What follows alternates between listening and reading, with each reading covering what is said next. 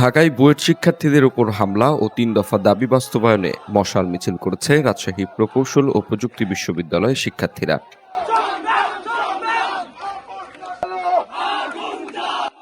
বৃহস্পতিবার রাত ৮টার দিকে কেন্দ্রীয় লাইব্রেরির সামনে থেকে মশাল মিছিল বের করে শিক্ষার্থীরা। মিছিলটি ক্যাম্পাসের বিভিন্ন সড়ক প্রদক্ষিণ করে তালাইমারি মোড় ঘুরে ক্যাম্পাসে এসে শেষ হয়। এ সময় শিক্ষার্থীরা ঢাকায় বুয়েট শিক্ষার্থীদের ৩ দফা দাবি শান্তিপূর্ণ আন্দোলনে পুলিশের হামলার কঠোর সমালোচনা করেন।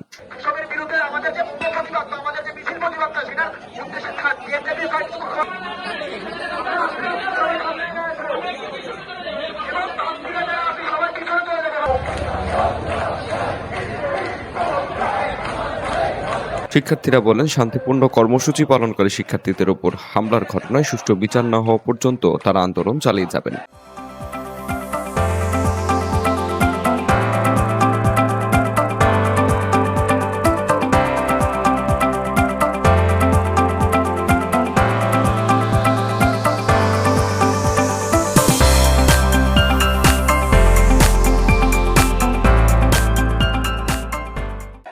দশম গ্রেডকে উন্মুক্ত না করা হলে আরও কঠোর কর্মসূচি দেওয়া হবে বলেও জানান শিক্ষার্থীরা।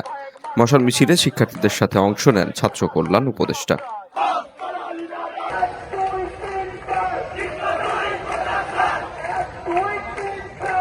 উত্তরভূমি, রাজশাহী।